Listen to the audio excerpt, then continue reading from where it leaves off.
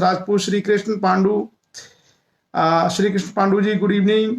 तुलसी राजपूत कोटी जय हिंद। पद्मेश लोधी जी हरिओम राजपूत, और शिशुपाल लोधी, गिरीश भारत, संतोष कुमार लोधी, श्री के सब लोगों का स्वागत है। और रेखा राजपूत, सुनील कुमार, अब जितने लोग हैं सब लोग जुड़ते चले जाएंगे धीरे धीरे और हम लोग चर्चा आरंभ करेंगे। अमन कुमार राजपूत हैं हमारे बीच में हरदोई से। चलिए, good evening and welcome to all of you. So जैसा कि हमने चर्चा की थी, अभी तक जो हमने इतिहास में देखा था, हम लोगों ने कुषाण वंश के इतिहास की कल चर्चा की थी और उससे पहले हम ये चर्चा कर चुके थे कि भारत में इतिहास दो धाराओं में आगे विकसित हुआ था।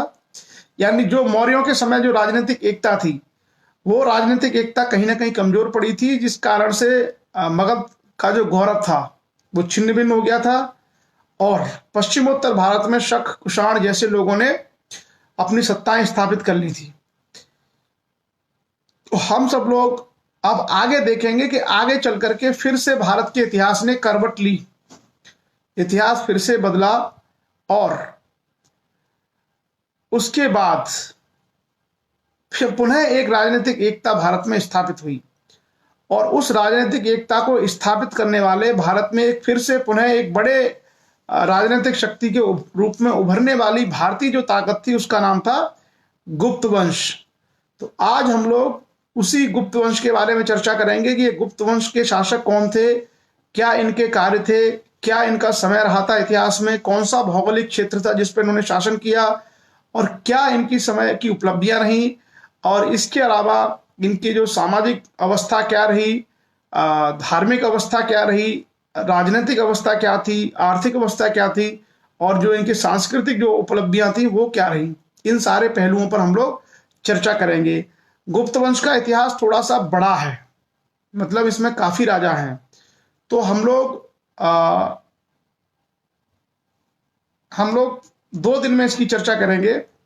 गौरव शिक्षार्थी का सजेशन है बोर्ड, कि अगर कोई बोर्ड हो तो बोर्ड पर लिख करके बाकायदा जैसे क्लासरूम होता है उस तरीके से चीजों को हम लोग करने का प्रयास करें। कोशिश करेंगे आगे हम लोग बोर्ड का भी प्रयोग करने का, लेकिन अभी एक छोटा बोर्ड है बहुत, उस पर वो समझ में भी नहीं आएगा, आपको दिखेगा भी नहीं। लॉकडाउन खुल जाए तो हम बड़ा बोर्ड लेके आएंगे और फिर बोर्ड के माध्यम से सारे विषयों को हम लोग डिस्कस किया करेंगे। क्लियर? सो जैसा कि आप जानते हैं कि गुप्त वंश के शासन काल से पहले जो कुषाण इत्यादि थे, इन लोगों की काफी बड़ा प्रभाव था। ये भी धीरे धीरे कमजोर हो गए थे।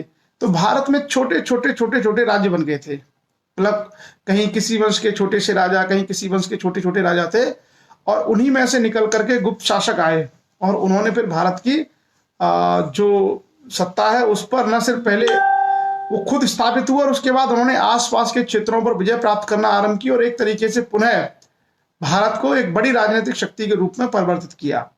वो सारी चीजें हम लोग विद फैक्ट देखेंगे और उससे पहले हम लोग ये देखेंगे कि इनके इतिहास के जानने के लिए हमारे पास जानकारी क्या है, किस आधार पर हम गुप्त शासकों का इतिहास जानते हैं। तो मैं आपको वो सबसे पहले स्रोत बताता हूं कि कौन से ऐसे स्रोत थे जिनके आधार पर हम लोग गुप्त वंश के शासकों का इतिहास हम लोग जानते हैं। आप में से बहुत सारे लोगों ने सुना होगा और अभी जब मैं बताऊंगा ना तो आप लोग बता देंगे बहुत सारे लोग।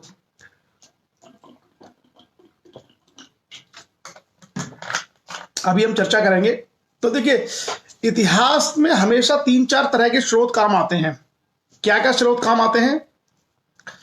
एक तो साहित्यिक स्रोत होते हैं, जो साहित्य लिखा गया, तत्कालीन साहित्य हो या उसके बाद के समय में जो साहित्य लिखा गया है, उन साहित्य में भी उस समय के राजवंशों के इतिहास के बारे में बहुत सारी जानकारियां होती हैं। और साहित्य भारत में आमतौर पर प्राचीन भारत में 3 परंपराओं में लिखा गया है। एक हिंदू धर्म से संबंधित जो साहित्य था वो, एक जैन साहित्य, एक बौद्ध साहित्य। तो हिंदू, जैन और बौद्ध तीनों तरह के साहित्य हमें मिलते हैं। और क्योंकि ये नहीं है कि ये धर्म समाप्त हो गए, किसी न किसी रूप में ये कभी कभी कम कभी ज्यादा ये चलते रहे, तो इन तीनों के ही साहित्य हमको मिलेंगे और इन साहित्यों के माध्यम से हमें बहुत सारी जानकारियां उस समय के इतिहास के बारे में, राजाओं के बारे में, और राजाओं ने कोई बड़े अगर काम किए हैं तो उसकी जानकारी हम लोगों को मिलती है। इतिहास में जो दूसरा स्रोत होता है वो होता है विदेशी लोग। विदेशी लोगों में 2 तरह के लोग होते हैं, या तो विदेशी कोई लेखक है या कोई विदेशी यात्री है। विदेशी लेखक है, मान लीजिए भारत की यात्रा करता है तो भारत के बारे में, भारत के राजाओं के बारे में क्या लिखता है, वो एक स्रोत होता है। तो गुप्त काल के शासन की जानकारी के लिए हमें विदेशी स्रोतों में भी विवरण मिलेगा। एक होता है विदेशी लेखक, जो कभी समुद्री यात्रा के माध्यम से भारत में आए और भारत के बारे में उन्होंने लिखा। तो दूसरा जो स्रोत है वो विदेशी स्रोत हो गया, पहला हो गया भारतीय साहित्य। और उसके अलावा जो तीसरा स्रोत है वो है आपका पुरातात्विक स्रोत। क्या? पुरातत्व, जो खुदाई होती है, उस खुदाई में सिक्के मिल सकते हैं, उस खुदाई में आपका कोई महल मिल सकता है, ईंटें मिल सकती हैं, खाने के बर्तन मिल सकते हैं, उपयोग करने वाले और दूसरी वस्तुएं, औजार मिल सकते हैं, कोई घर या मकान मिल सकता है, नाली सड़क मिल सकती है। तो कुल मिलाकर के जो पुरातत्व है इसका दायरा बहुत बड़ा है, और पुरातत्व को सबसे अच्छा स्रोत इसलिए माना जाता है क्योंकि पुरातत्व में जो है उसकी हम कार्बन डेटिंग से सबसे पहले तो एज निकाल सकते हैं कि इसकी ये एज है, इतना पुराना है। दूसरा क्या है, उसमें चेंज नहीं हो सकता। क्या नहीं हो सकता? उसमें चेंज नहीं हो सकता, उसमें कोई बदलाव नहीं हो सकता। जैसे उस जमाने में जो सिक्के थे, अगर उस पर चंद्रगुप्त मौर्य का नाम लिखा, चंद्रगुप्त विक्रमादित्य का अगर सिक्का है उस पर लिखा हुआ है तो वही रहेगा, उसे कोई परिवर्तित नहीं कर सकता।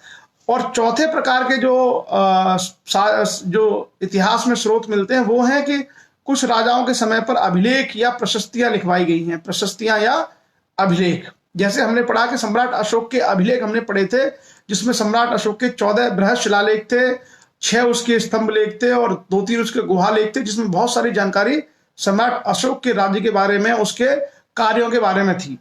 तो इसी प्रकार से इतिहास में शिलालेख या जो प्रशस्तियां हैं यह भी एक बहुत बड़ा स्रोत होता है इतिहास को बताने का।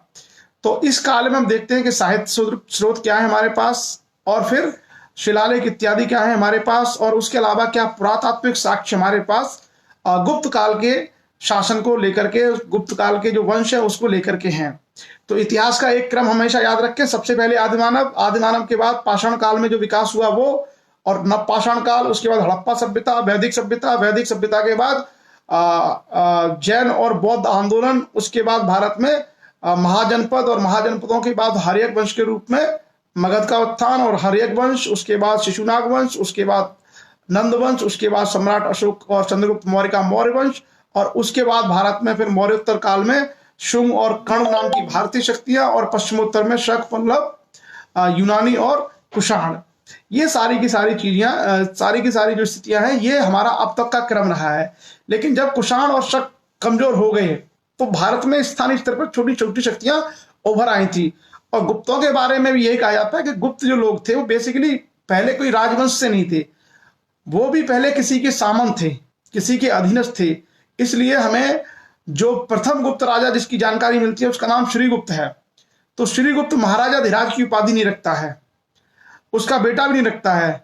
लेकिन जब चंद्रगुप्त प्रथम गुप्त वंश का जो शासक था, जब वो गद्दी पर बैठता है तो वो महाराजा धीराज की उपाधि ग्रहण करता है। इसका मतलब यह है कि चंद्रगुप्त प्रथम से पहले जितने भी गुप्त वंश के जो शासक थे वो सामंत रहे होंगे या छोटे मोटे राजा रहे होंगे, वो अपने आप में कोई स्वतंत्र शासक नहीं रहे होंगे।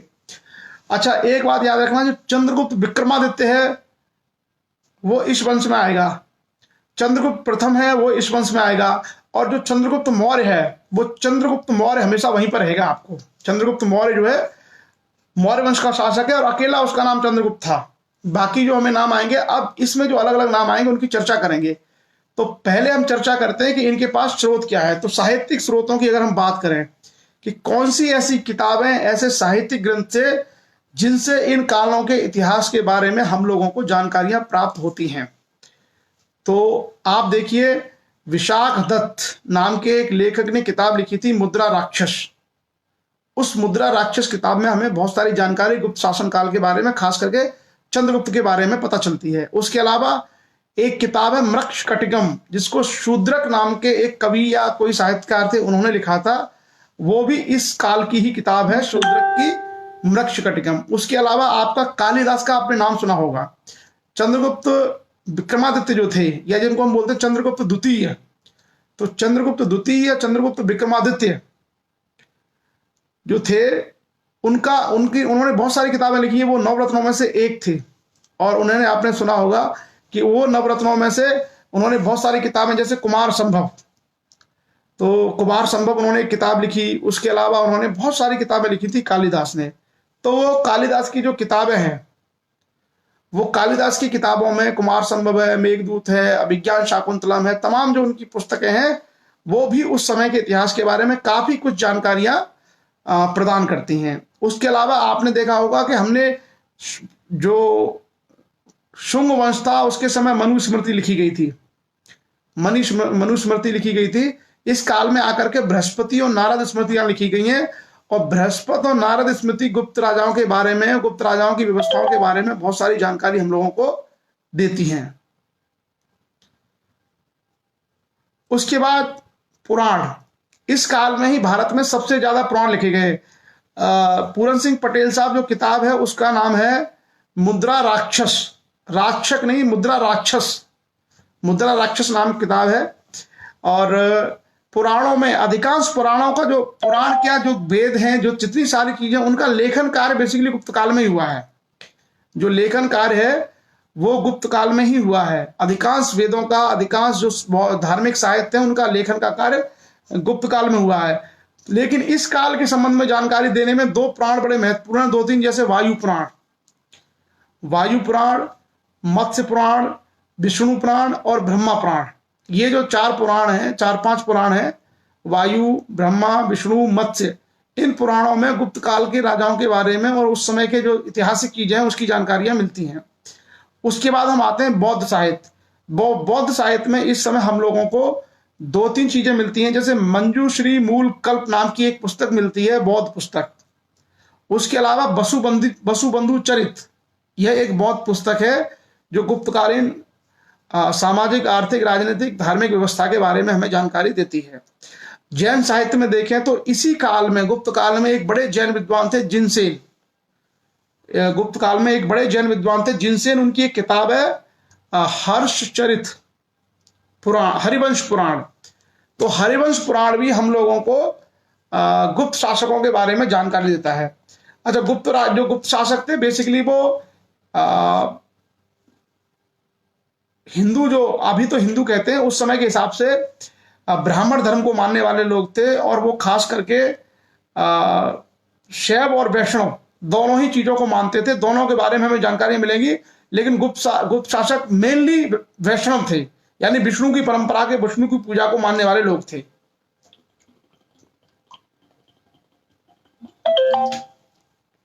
क्लियर? अब उसके बाद हम आगे पढ़ते हैं कि आगे और क्या स्रोत हैं जिसके माध्यम से हम गुप्त काल की जानकारी कर सकते हैं। अगर विदेशी यात्रियों का आपने नाम सुना होगा तो भारत में गुप्त काल में एक यात्री आया था, फाहियान। चंद्रगुप्त द्वितीय के समय, चंद्रगुप्त विक्रमादित्य के समय एक यात्री आया था, फाहियान। आप लोगों ने सुना होगा तो चीनी यात्री। तो फाहियान भारत के बारे में बहुत सारी जानकारी देता है, जब उस समय गुप्त वंश का शासन था। उसके बाद हर्ष, सम्राट हर्ष के शासन काल में आप लोगों ने एक व्यक्ति का नाम सुना होगा, ह्वेनसांग। हर्ष के शासन काल में ह्वेनसांग करके एक चीनी यात्री आया था। तो वो दोनों ही गुप्त काल के बारे में काफी जानकारियां हम लोगों को प्रदान करते हैं। फाहियान ने किताब लिखी है फो क्यो की, आप लोग याद मत करना, बस सुन लो, फो क्यो की। उस किताब में भारत के बारे में बहुत सारी जानकारियां अपने यात्रा वृतांत के दौरान उसने लिखी है फाहियान ने।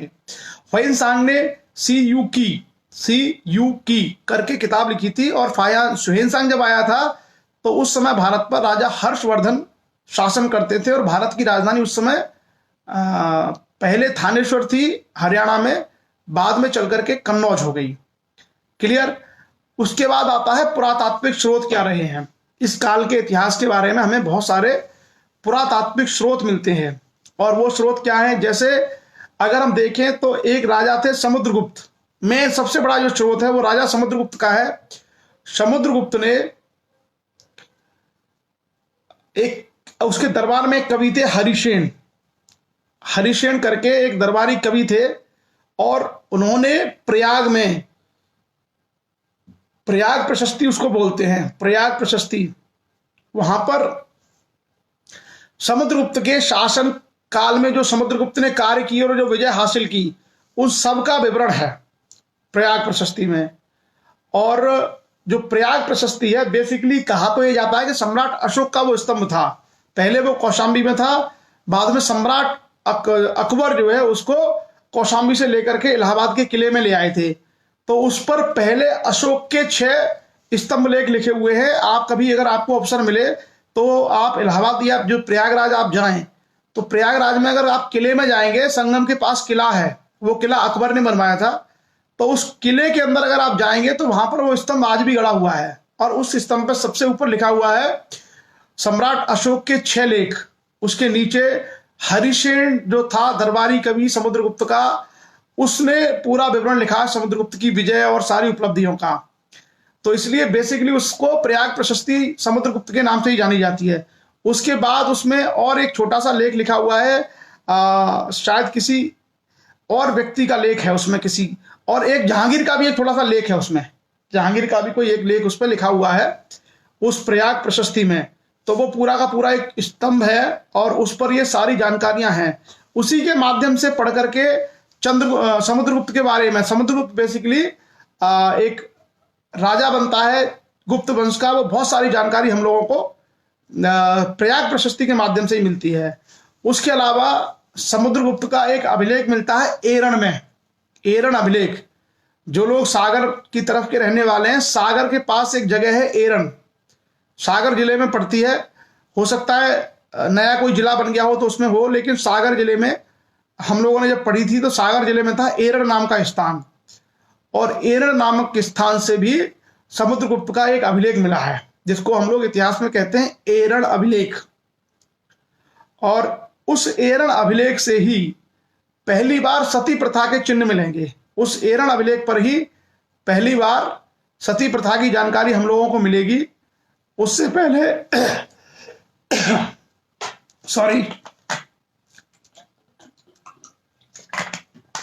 उससे पहले हमें अभिलेख के रूप में या साक्ष्य के रूप में कहीं भी सती प्रथा का उल्लेख नहीं मिलता। उसके बाद चंद्रगुप्त जो द्वितीय थे, जिनको हम लोग चंद्रगुप्त विक्रमादित्य कहते हैं, उनका एक लौह स्तंभ है महरौली में। महरौली जो जहां पर कुतुब मीनार है, वहीं पर एक लौह स्तंभ है, किसका? चंद्रगुप्त विक्रमादित्य का। और उस लौह स्तंभ पर बहुत सारी जानकारी चंद्रगुप्त विक्रमादित्य की मिलती है।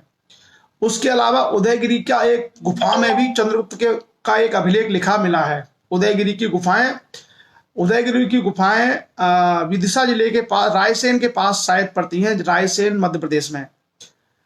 और जो महरौली का लौह स्तंभ है, इसकी खासियत क्या है कि इतने साल के बाद भी ना उस पर जंग लगती है, कितनी बारिश पड़ती है, कुछ भी होता है, तो वो जो महरौली का लौह स्तंभ है वो प्राचीन काल में भारत की जो साइंस एंड टेक्नोलॉजी है इसको दर्शाता है कि लोगों के पास लोहे का इतना अच्छा इस्तेमाल करना आता था। इस तरह की कोटिंग और पेंटिंग वो करते थे कि उस लौह स्तंभ पर जंग नहीं लगती, और वो आज तक हवा में खड़ा है, बरसात, पानी, सर्दी सब झेलता है, लेकिन अभी भी वो है। तो ये दर्शाता है कि एंशियंट इंडिया में कुछ चीज़ों को लेकर के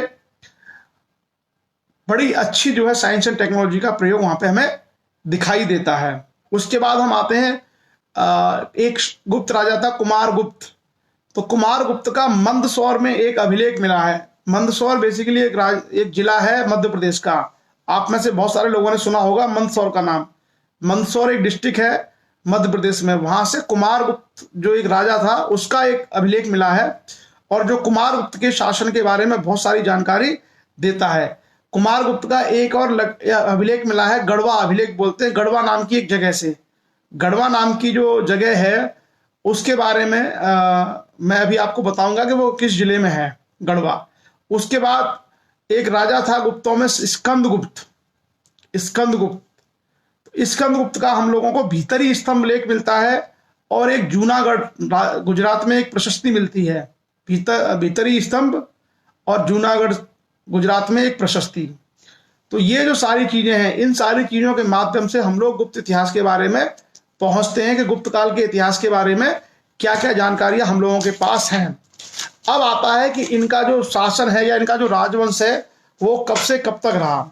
तो आमतौर पर यह कहा जाता है कि 240 ईस्वी में, हमने जो कल चर्चा की थी कुषाणों के बारे में, कि कुषाणों का शासनकाल पहली शताब्दी था, मतलब 30-40 एडी से लेकर के 100-105 एडी तक उनका शासनकाल रहा। उनके राजा बाद में कमजोर पड़ गए। ऐसा नहीं है कि उनका शासन समाप्त हो गया, लेकिन कनिष्क की तरह कुषाणों का कोई बड़ा राजा नहीं हुआ, वो छोटे छोटे राजा रहे होंगे और उनका राज्य सीमित होता चला गया। शक जो भारत में आए थे, शकों के राज्य भी भारत के अलग अलग क्षेत्रों में रहे होंगे, लेकिन वो हो सकता है राज्य छोटे हो गए हों, वो राज्य उतने बड़े नहीं रहे हों, और अलग अलग शक क्षत्रपों ने अपने अपने राज्य भारत में बना लिए हों। उसके अलावा बहुत सारे वंश रहे हों। तो कुल मिलाकर के कनिष्क के बाद अगर हम देखें तो 100-125 साल में छोटे छोटे राज्य हैं, कोई बड़ी शक्ति हम लोगों को नजर नहीं आती। तो इतिहास में यह कहा जाता है कि 240 ईस्वी में 240 एडी में पहली बार कोई श्रीगुप्त नाम का व्यक्ति था, जिसने श्रीगुप्त नाम के व्यक्ति ने गुप्त वंश की नींव डाली। वो पहले सामंत रहा होगा और वो सामंत के बाद उठते उठते वो शासक बन गया। उसके बाद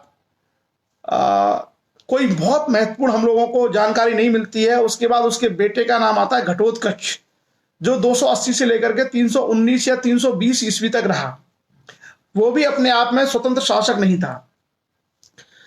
पहली बार गुप्त इतिहास में चंद्रगुप्त प्रथम का नाम मिलता है, जो स्वतंत्र शासक था, और यह कहा जाता है कि लगभग 319 या 320 ईस्वी, जो अभी 2020 है ना, तो 319 या 320 ईस्वी में वो सत्ता पर बैठा, गद्दी पर बैठा, और 320 ईस्वी से लेकर के 335 ईस्वी तक उसने राज्य किया।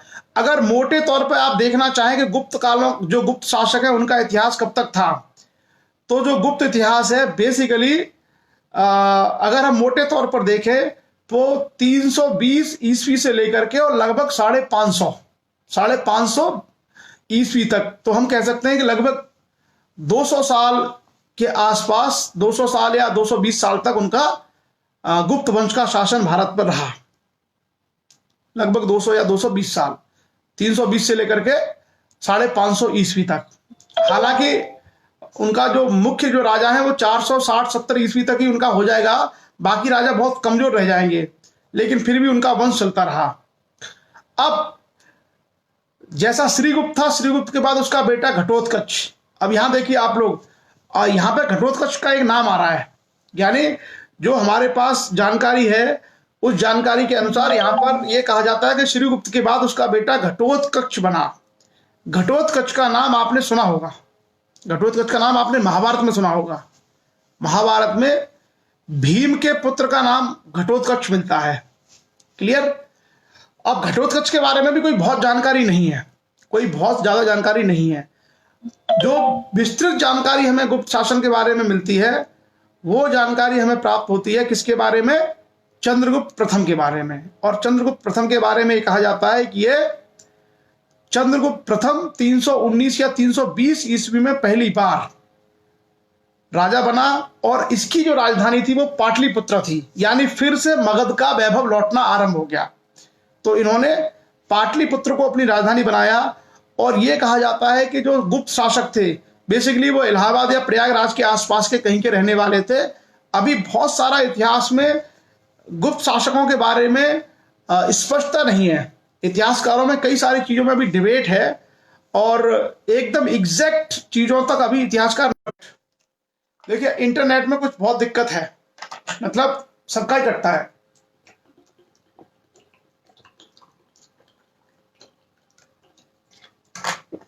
सभी लोगों का नेट डिस्टर्ब होता है थोड़ी बहुत देर के लिए, कोई नहीं। तो ये प्रयागराज और कौशाम्बी से निकलते निकलते वहां पर पहुंचे, और पाटलिपुत्र में स्वतंत्र शासक के रूप में उन्होंने अपनी सत्ता स्थापित की। चंद्रगुप्त प्रथम ने लगभग 15 साल शासन किया, 319 या 320 ईस्वी से लेकर के 335 ईस्वी। चंद्रगुप्त प्रथम के बारे में इतिहास में बहुत सारी कोई हमको जानकारी नहीं मिलती है, लेकिन हाँ ये 2-3 जानकारियां मिलती हैं कि पहली बार तो इसने महाराजा धीराज की उपाधि धारण की, महाराजा धीराज। और संभवतः चंद्रगुप्त प्रथम इतिहास का पहला ऐसा राजा था जिसने महाराजा धीराज की उपाधि धारण की। एक काम। दूसरा जो काम इसने किया था कि वैशाली जो गणराज्य था, वैशाली जो एक राज्य था, उस वैशाली राज्य की राजकुमारी थी कुमार देवी। उस कुमार देवी से इसने विवाह किया और धीरे धीरे करके वैशाली को अपने प्रभाव में ले लिया। वैशाली कुमार देवी के और चंद्रगुप्त की दोनों की आकृति वाले सिक्के हम लोगों को प्राप्त होते हैं। तो उन सिक्कों के आधार पर ये सारी जानकारी हम लोगों को मिलती है। क्लियर। उसके बाद चंद्रगुप्त के बाद उसका बेटा समुद्रगुप्त राजा बना, जो लगभग 40 वर्ष तक भारत का राजा रहा, 335 ईस्वी से लेकर के 375 ईस्वी तक। और समुद्रगुप्त को भारत के महान शासकों में से एक कहा जाता है। एक इतिहासकार है विसेंट स्मिथ, उन्होंने उन्हें भारत का नेपोलियन कहा है। समुद्रगुप्त को भारत का नेपोलियन। समुद्रगुप्त बहुत बड़ा विजेता था और उसने लगभग जितनी लड़ाइयां लड़ी वो सारी लड़ाइयां वो उसने जीती थी।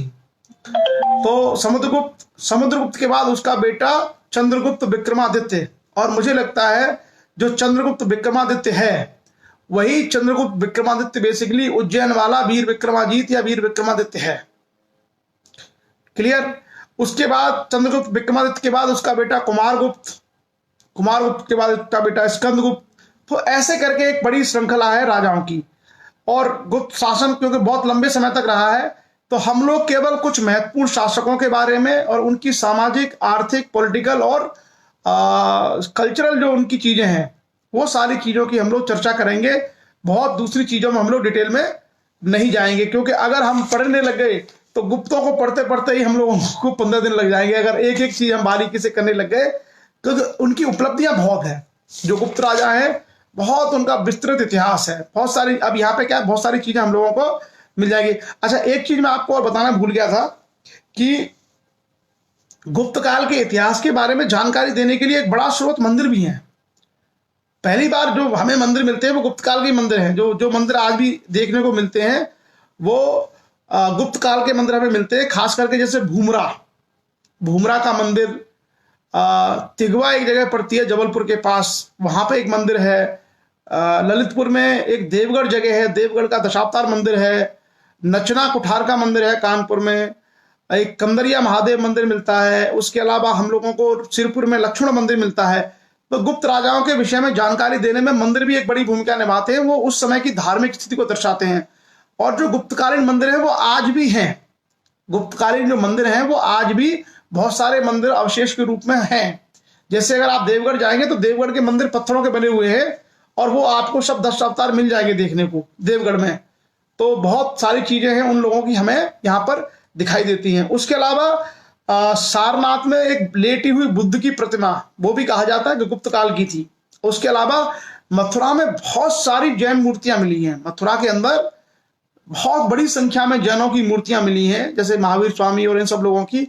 ये जो मथुरा की जो जैन मूर्तियां हैं इनको बनवाने का श्रेय भी गुप्त शासन काल को जाता है, यानी गुप्त राज्य में ही वो सारी चीजें हुई थी।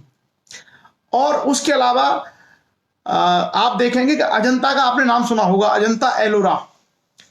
तो जो अजंता की गुफाओं में जो चित्रकारी है, और एक और जगह पड़ती है बाघ, अजंता और बाघ की गुफाओं में चित्रकारी है, बहुत सुंदर चित्रकारी। वो जो चित्रकारी है वो चित्रकारी भी हम लोगों को इसी काल में मिलती है। ये गुप्तों ने ही अजंता और बाघ की गुफाओं की चित्रकारी करवाई थी। हालांकि एलोरा जगह जो पड़ती है अजंता के अलावा, एलोरा राष्ट्रकूटों की देन थी। लेकिन ये जो सारी चीजें थी, बाघ की गुफाएं हों या अजंता की गुफाएं हों, अजंता में बहुत सुंदर पेंटिंग है। तो वो सब जो है गुप्त राजाओं की बनवाई हुई थी। उसके अलावा उनके इतिहास की एक और बड़ी चीज और मिलती है जिसको हम लोग मिस कर रहे थे, वो ये था कि गुप्त राजाओं ने अपने समय में बहुत बड़ी संख्या में दान पत्र बांटे, अनुदान। और उन अनुदानों में उनको अनुदान जो थे उनके ताम्र पत्र पर वो अनुदान हुआ करते थे। किसी को दे दिया, जमीन दे दी कि आप इस एरिया में आप कमाइए खाइए। तो ये सारी की सारी चीजें हम लोगों को गुप्त वंश के शासन काल के बारे में जानकारियां मिलती हैं। क्लियर।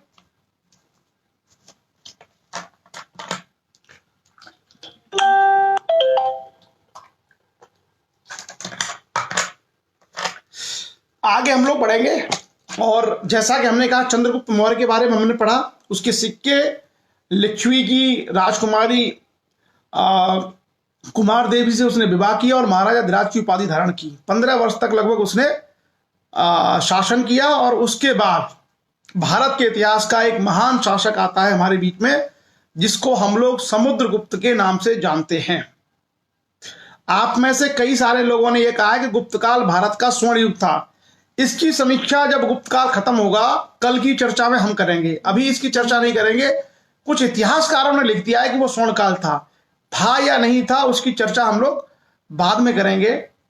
इतिहासकार कुछ भी लिख देते हैं। इतिहासकार क्या, तुलना करना और ये सारी चीजें करना इतिहासकारों का काम होता है। हम लोग उसका मूल्यांकन और समीक्षा करेंगे आगे चल करके कि ये क्या था। अब हम आते हैं समुद्रगुप्त की तरफ। तो समुद्रगुप्त जैसे आपको पता है, समुद्रगुप्त का नाम आपने सुना ही होगा। भारत का नेपोलियन के नाम से उसको जाना जाता है। 335 से लेकर 375, 335 एडी से लेकर 375 एडी तक उसने शासन किया। और इसने भी अपनी किसकी उपाधि धारण की? महाराजा धीराज। किसकी उपाधि धारण की? महाराजा धीराज। और इसने दक्षिण जो भारत है वहां तक विजय प्राप्त की। और इसने तमाम जो सीमावर्ती राज्य थे, तमाम अपने पड़ोस के राज्य थे, तमाम छोटे छोटे राज्यों को इसने जीता।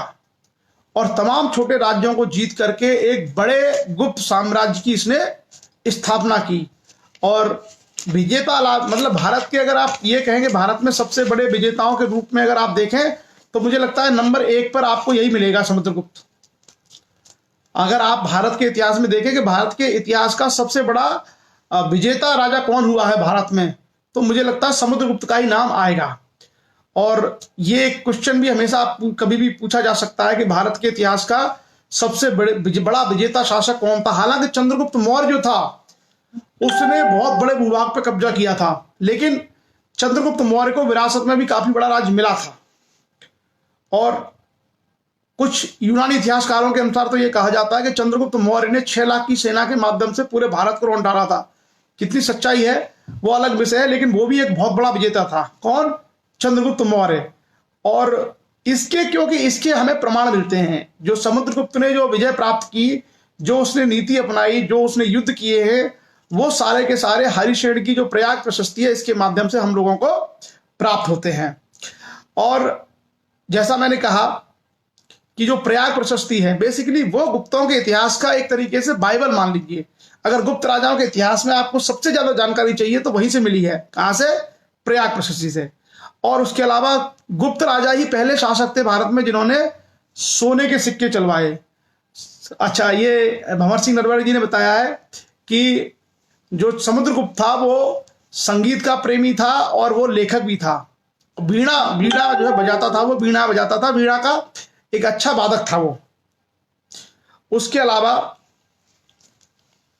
आगे हम चलेंगे कि समुद्रगुप्त की जो विजय है, किस तरीके से उसने विजय प्राप्त की और कौन कौन सी उसने नीतियां उसके लिए इख्तियार की, कौन कौन सी उसने नीतियां अपनाई। ये सारी की सारी जानकारी प्रयाग प्रशस्ति। आज भी अगर आप जाएंगे ना, तो अगर आपको संस्कृत ठीक से आती है तो आप इलाहाबाद में किला है संगम के तट पर, तो उस किले में जाकर के वो आप आज भी पढ़ सकते हैं। हालांकि ये जो मॉन्यूमेंट है, जो ये प्रयाग प्रशस्ति का जो वो लगा हुआ है, ये संरक्षित है, लेकिन आप परमिशन लेकर के जा सकते हैं। और संस्कृत अगर आपको पढ़ना आती है तो आज भी आप पढ़ सकते हैं। उस पर ये सारी चीजें लिखी हुई हैं, उस पर ये सारी जानकारियां आपको मिल सकती हैं। वही जानकारी हम आपके साथ शेयर कर रहे हैं। तो उसने कुल मिलाकर के 6 तरीके की नीतियां अपनाई। किसने? समुद्रगुप्त ने। समुद्रगुप्त ने अपनी विजय प्राप्त करने के लिए 6 तरह की नीतियां अपनाई और इसकी जानकारी मिलती है हम लोगों को समीर लोधी, गुड समीर। तो ये जानकारी हम लोगों को मिलती है प्रयाग प्रशस्ति से। और अब हम आते हैं कि क्या उसने नीतियां अपनाई। ये सेशन खत्म होने के बाद हम लोग प्रश्न उत्तर करेंगे। अभी सेशन लाइव अब चल रहा है एकदम क्रम से, मतलब अब आप में से अधिकांश लोगों को समझ में आ रहा होगा। और ये सुझाव मुझे बड़ा अच्छा लगा गौरव का कि एक बड़ा बोर्ड अगर हम लगा दें और बड़े बोर्ड पर अगर लिख करके हम लोग करें सेशन तो और अच्छा हो सकता है। ये it's a very good suggestion. चलिए हम लोग आगे और इंप्रूवमेंट करते रहेंगे। तो पहली जो नीति अपनाई थी समुद्रगुप्त ने वो थी ग्रहण मोक्षानुग्रह। पहली जो नीति थी उसका नाम था ग्रहण मोक्षानुग्रह। और ये जो दक्षिण भारत के राज्य थे जैसे वेंगी है, तमाम दक्षिण भारत के राज्यों पर इसने विजय प्राप्त की थी समुद्रगुप्त ने। और समुद्रगुप्त दक्षिण भारत में कैसे गया था? किनारे किनारे, मतलब वो उड़ीसा की तरफ से घुसा था और किनारे किनारे गया था, उड़ीसा और समुद्र के तट के किनारे किनारे, और जाकर के उसने तमाम वहां पर दक्षिण भारत के राज्यों को परास्त किया था और अपने अधीन कर लिया था। उसने क्या नीति अपनाई वहां पर? उसने नीति ये अपनाई समुद्रगुप्त ने कि उन राज्यों को जीतने के बाद वो वापस कर दिया और एक तरीके से कहा कि तुम हमारे ही साम्राज्य के एक तरीके से अधीन हो। क्यों ये नीति क्यों अपनाई उसने कि जीतने के बाद उनके राज्यों को वापस कर दिया? इसके पीछे संभवतः समुद्रगुप्त की सोच ये रही होगी कि पाटलिपुत्र से तमिलनाडु और केरला और कर्नाटका के राज्यों को हैंडल करना बड़ा मुश्किल रहा होगा उस जमाने में। क्यों? क्योंकि आवागमन के साधन नहीं थे, सड़कें नहीं थी, वाहन नहीं थे। तो उन व्यवहारिक कठिनाइयों को ध्यान में रखते हुए केवल विजय प्राप्त करके ये उसने दिखा दिया होगा कि पूरे भारत का जो सम्राट है वो समुद्रगुप्त है, आप अपना शासन यहाँ करते रहिए, लेकिन आप इस बात को हमेशा ध्यान रखिए कि आपका पूरे भारत का स्वामी समुद्रगुप्त है। तो पहली जो नीति थी वो थी कि ग्रहण किया और फिर मोक्ष दे दिया, उनको छोड़ दिया। दूसरी जो नीति अपनाई थी समुद्रगुप्त ने, ये बड़े काम की चीजें हैं और ये कई बार आईएएस जैसे बड़े एग्जाम में आ चुकी है, जो मैं आपके सामने डिस्कस कर रहा हूं। समुद्रगुप्त की जो पॉलिसीज थी विजय की,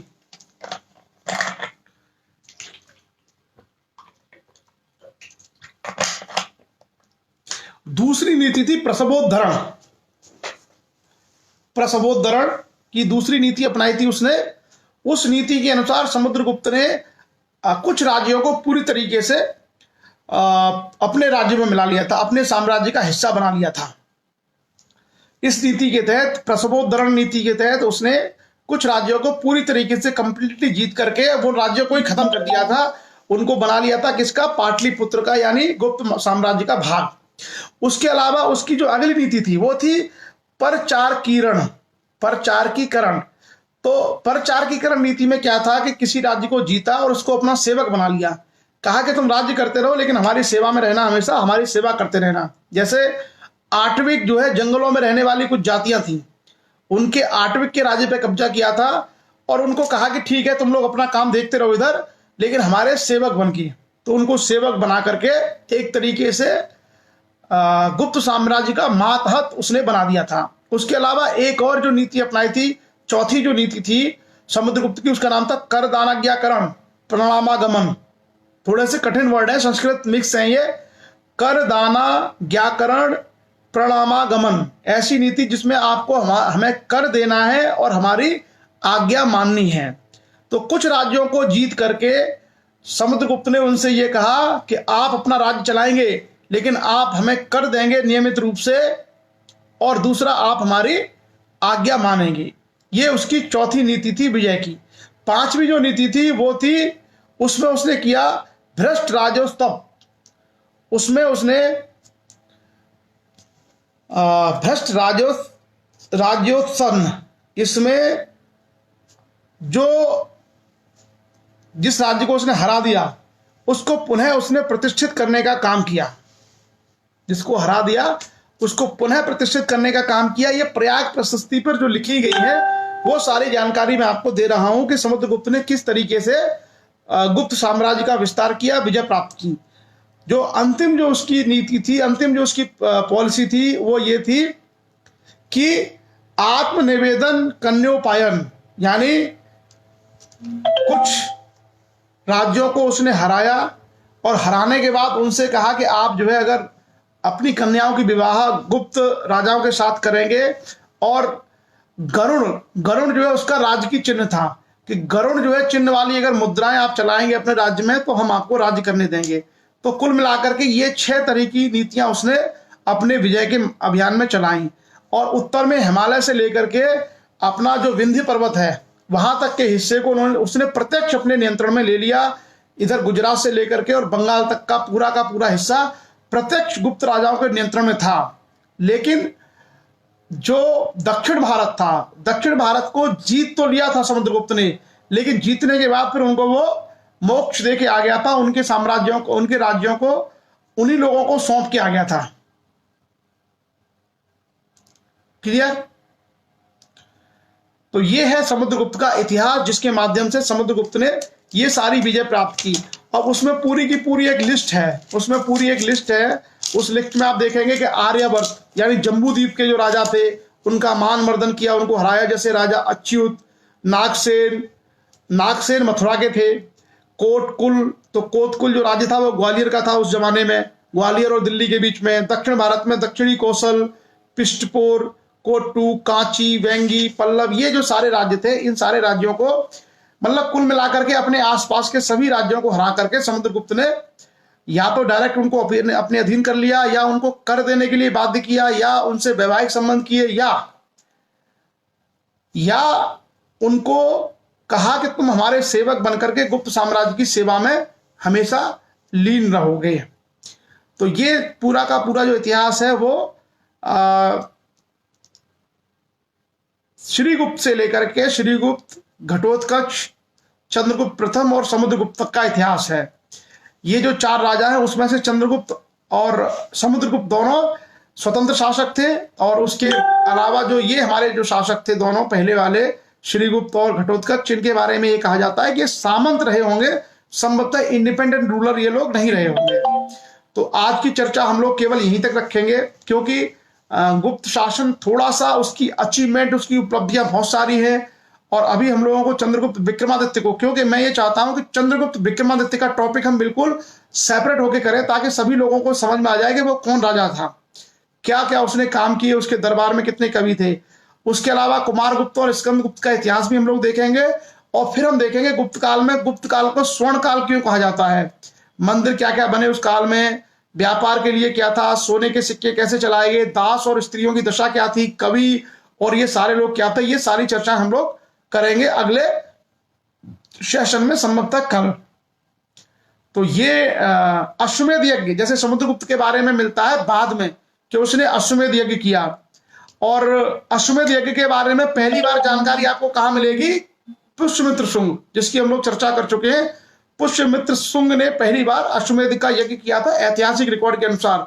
किताबों में तो बहुत सारा, पुराणों में तो बहुत सारी चीजें लिखी हुई हैं, तो हम लोग ये भी सब चर्चा करेंगे। और खास करके जो वैष्णव और शैव परंपरा को इन लोगों ने, गुप्त राजाओं ने काफी प्रश्रय दिया, और आप देखेंगे कि भारत में मंदिर निर्माण की जो विधिवत जो शुरुआत है वो इन्हीं लोगों के शासनकाल में हुई थी।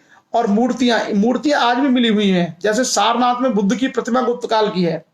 उसके अलावा उदयगिरी की गुफाएं में जाएंगे या देवगढ़ जाएंगे तो देवगढ़ में 10 अवतार हैं विष्णु के, जैसे जो वारा अवतार है, मत्स्य अवतार है, कूर्म अवतार है, उसके अलावा राम, परशुराम, कृष्ण, ये सारे के सारे आपको अवतार मिलेंगे वहां पर देवगढ़ में। देवगढ़ तो आप लोग देख के आ सकते हैं, लॉकडाउन के बाद कभी समय मिले तो जो लोग झांसी के आसपास के लोग हैं वो देवगढ़ में उसको देख करके आ सकते हैं। इसलिए नहीं कि वो धार्मिक है, इसलिए उसको जाए कि उससे आपको स्थापत्य कला की जानकारी मिलेगी।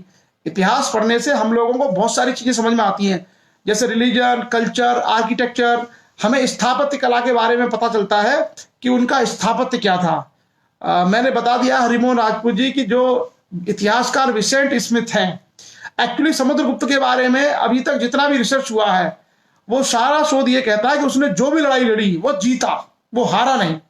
इसलिए भारत का नेपोलियन उसको कहा जाता है, लेकिन नेपोलियन लड़ाई हारा था, समुद्रगुप्त युद्ध हारा नहीं था। और यूरोप के जो इतिहासकार हैं ये बड़े खुरापाती भी होते हैं। यूरोप के जो इतिहासकार हैं वो भारत के लोगों की उतनी इज्जत नहीं करते, जैसे उन्होंने ये कहा कि समुद्रगुप्त भारत का नेपोलियन है। मतलब जैसे नेपोलियन एक बड़ा योद्धा था यूरोप का जिसने बहुत सारी लड़ाइयां जीती थी, उसी तरीके से समुद्रगुप्त ने बहुत सारी लड़ाइयां जीती थी। लेकिन अगर कालखंड की बात करें तो समुद्रगुप्त प्राचीन भारत का राजा है जिसका काल 335 से लेकर 375 ईस्वी है, और नेपोलियन का काल आप देखेंगे तो कब का है, नेपोलियन का काल है 1790 से लेकर के 1806 तक का। तो नेपोलियन बहुत बाद में हुआ है। नेपोलियन तो आज से 200 साल पहले की बात है, आज से 200 साल पहले नेपोलियन था, और समुद्रगुप्त आज से लगभग 1600 साल पहले था, 1600 साढ़े 1605 साल पहले। तो इतिहासकार क्या है, यूरोप के इतिहासकार अपने आप को बड़ा दिखाने के लिए अपने आप को, देवगढ़ के बारे में भंवर सिंह नरवरिया जी ने जानना चाहा कितना दूर है। मुझे लगता है देवगढ़ ललितपुर से संभवतः 20-22 किलोमीटर होगा, ललितपुर शहर से 20 किलोमीटर या 25 किलोमीटर। पहले वो उस इतिहासकारों ने उसको झांसी लिख दिया, लेकिन देवगढ़ ललितपुर में आता है, और ललितपुर शहर से आपका 20 या 25 किलोमीटर दूर है, बहुत आसानी से आप जा सकते हैं। क्लियर? तो यूरोप के इतिहासकार बड़ी खुरापात करते हैं, अपने लोगों को बड़ा चढ़ाने के दिखाने के लिए भारत के पुराने लोगों की तुलना उनसे कर देते। जैसे कालिदास, कालिदास को वो कहते हैं कि वो भारत के शेक्सपियर थे। कालिदास भारत के शेक्सपियर थे। अब बताइए शेक्सपियर कब का है? मॉडर्न मॉडर्न जमाने का, मॉडर्न जो है कवि था 1600-1700 के आसपास। और कालिदास का समय कब है? चंद्रगुप्त विक्रमादित्य के समय। तो ये उल्टी तुलना कर करके भारत के इतिहास को डिग्रेड करते थे। जो यूरोपियन हिस्टोरियन है, यूरोप के इतिहासकार हैं, खास करके ब्रिटेन इत्यादि के, वो भारत के इतिहास की उल्टी तुलना करते थे। जबकि तुलना ये होनी चाहिए थी कि नेपोलियन यूरोप का समुद्रगुप्त था, क्योंकि समुद्रगुप्त बहुत पहले हुआ है। तो अच्छी तुलना ये होनी चाहिए कि नेपोलियन यूरोप का समुद्रगुप्त था, या शेक्सपियर इंग्लैंड का कालिदास था। तुलना ये होनी चाहिए। ये लोग क्या है, यूरोप वाले अपने लोगों को बढ़ा चढ़ा के दिखाते हैं, अपने राजाओं को, अपने इतिहास को। तो ये उनकी एक परंपरा रही है। तो कुल मिलाकर के ये जो सारी चीजें हैं, ये सारी चीजें हम लोगों ने आपसे डिस्कस की। और क्योंकि मैंने कहा आप लोगों से कि इतिहास थोड़ा सा ऐसा विषय है जिस विषय में फैक्ट बहुत है। अगर हम एक ही राजा की बात करना, जैसे हम अगर किसी एक राजा के विषय में बात करें, तो एक राजा के बारे में आपको हजारों चीजें मिल जाएंगी। एक राजा के बारे में आपको हजारों फैक्ट, कब पैदा हुआ, कौन सी किताबें लिखी, क्या किया, क्या, ये सारी चीजें आपको मिल जाएंगी। तो इतिहास में फैक्ट बहुत होते हैं, घटनाएं बहुत होती हैं। इस कारण से हम लोग सारी चीजें याद नहीं कर सकते। इसलिए इतिहास को समझने के लिए फ्लो को समझना होता है कि इसके बाद ये हुआ, इसके बाद ये हुआ, इसके बाद ये हुआ, और महत्वपूर्ण महत्वपूर्ण बातें हमें पता होनी चाहिए, तभी हम इतिहास को समझ पाते हैं। अगर हम कभी ये प्रयास करें हमें सारी चीजें पता हो जाए, तो मैं आपको बताऊं, ये तो हम बहुत पुराना इतिहास पढ़ रहे हैं। अभी जो हिस्ट्री है ये बहुत पुरानी पढ़ रहे हैं हम लोग। ये कहूं, मैं अगर आपसे ये कहूं कि पिछले एक साल का भारत में, एक साल में जो घटनाएं हुई हैं, आप मुझे सारी बताइए, तो आप में से कोई भी नहीं बता पाएगा। तो जो लोग कहते हैं कि साहब हमको इतिहास याद भी होता है, इतिहास बड़ा ऐसा विषय है, कभी भी सारा इतिहास याद नहीं किया जाता। इतिहास को समझा जाता है और उसकी जो मुख्य घटनाएं, उन मुख्य घटनाओं से हम परिचित होते हैं। अगर कोई व्यक्ति पूरा इतिहास अगर कोई याद करने का प्रयास करे तो इम्पॉसिबल है। और जो कोई इतिहासकार या लेखक होता है वो भी केवल अपने जो विषय है, अपना जो टॉपिक है, उसी पर वो फोकस रहता है, उसी एरिया के वो फैक्ट निकालता है। और ये भी आवश्यक नहीं है कि वो सारी जानकारी कर ही ले, वो इतिहासकार भी सारी जानकारी ना कर पाए।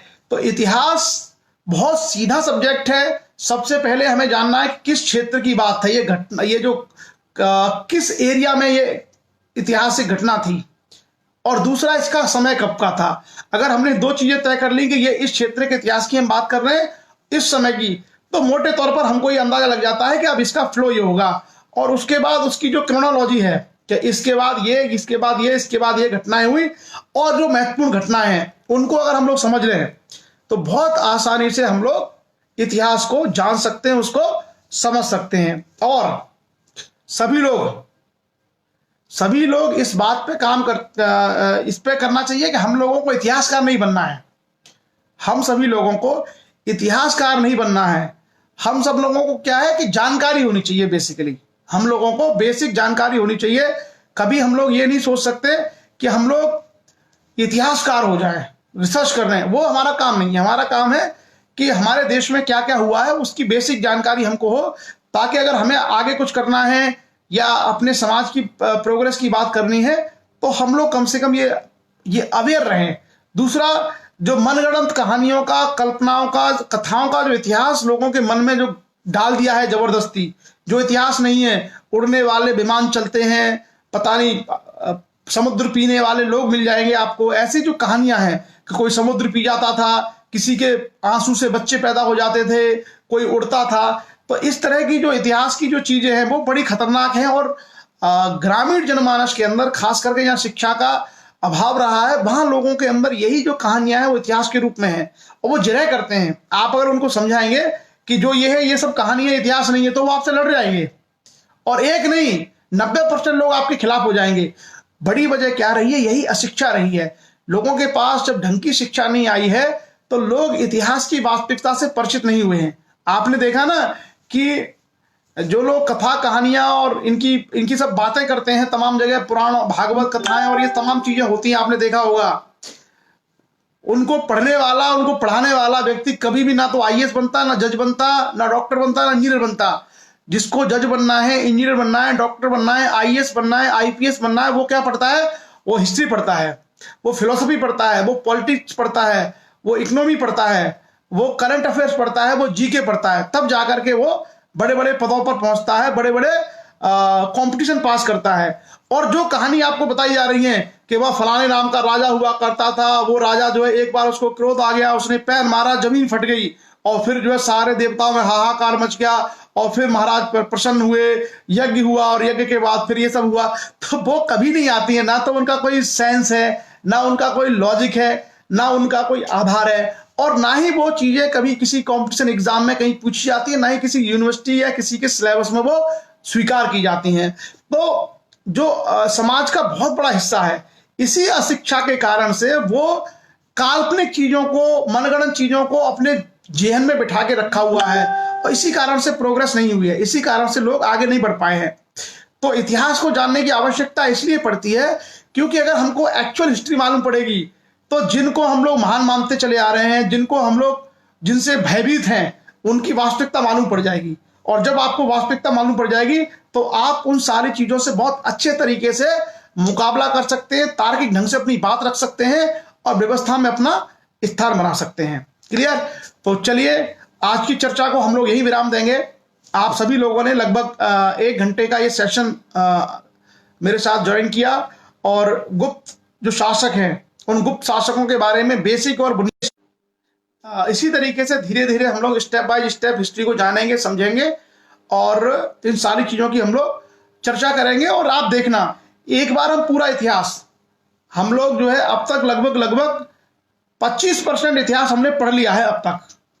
अगर हम 100% इतिहास पढ़ लेंगे तो आप में से बहुत सारे लोगों की सोच, बहुत सारे लोगों की जो अब परसेप्शन है वो बदल जाएगा। जो अब तक आप मानते चले आ रहे हैं वो है नहीं, और जो आप देखेंगे फिर आपको भरोसा होगा कि हाँ, इससे चीजें बदल सकती हैं। बीच में कुछ लोगों ने सवाल किए थे, कुछ क्वेश्चन पूछे थे, तो मैं चाहूंगा कि जब सेशन का अंतिम जब समय आता है तब आप लोग प्रश्न पूछा करें, तो ज्यादा बेहतर तरीके से वो टैकल भी होंगे और सभी लोग उन प्रश्नों पर ध्यान भी रखेंगे। तो चलिए आप सब लोग इस चर्चा में जुड़े, और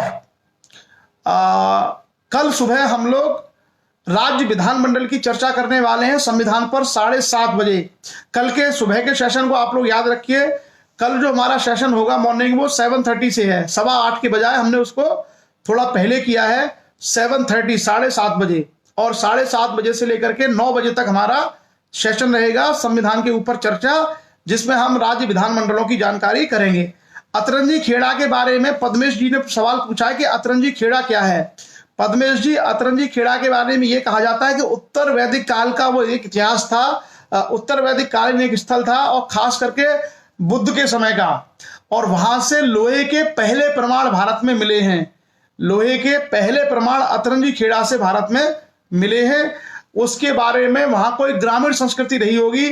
वहां जो ये कहना कि अतरंजी खेड़ा पे कोई राजा बेन चक्र था, कोई किला था, सतयुग था, ऐसा कुछ नहीं है।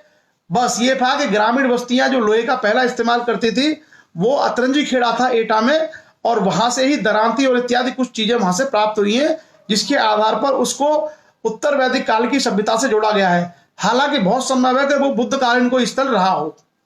क्लियर?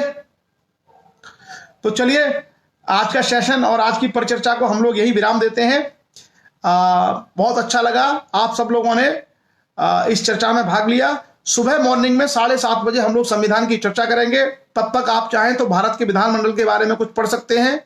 समय है आपके पास लॉकडाउन में, इस खाली समय में आप पुस्तकों का अध्ययन करिए, और इंटरनेट पर बहुत सारी चीजें हैं, इंटरनेट पर बहुत सारी चीजें हैं। एक सवाल है रविंद्र सिंह राजपूत का कि सर प्रशस्तियां क्या होती हैं। तो बेसिकली प्रशस्तियों को हम कहते हैं कि किसी राजा की प्रशंसा में लिखी गई कोई बात, उसको कहते हैं प्रशस्ति। वो प्रशस्ति पुस्तक हो सकती है, जैसे पृथ्वीराज चौहान के लिए चंद्रबरदाई दरबारी कवि ने लिख दिया कि हमारा राजा इतना महान था, तो उसको बोलते हैं प्रशस्ति। प्रशस्ति किसी पत्थर पर भी अभिलेख के रूप में लिखी जा सकती है। कोई अभिलेख है, कोई पत्थर है, पत्थर पे एक अभिलेख लिख दिया कि हमारा राजा ये था, हमारा राजा ये था।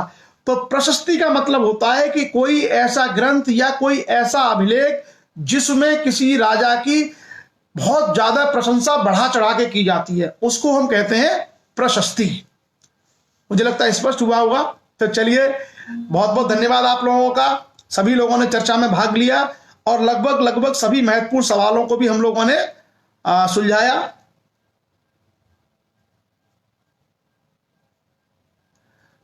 चलिए, आज के सेशन को हम लोग समाप्त करते हैं यहीं पे, और कल सुबह मॉर्निंग में आपसे मिलते हैं। तब तक के लिए शुभ रात्रि, जय हिंद।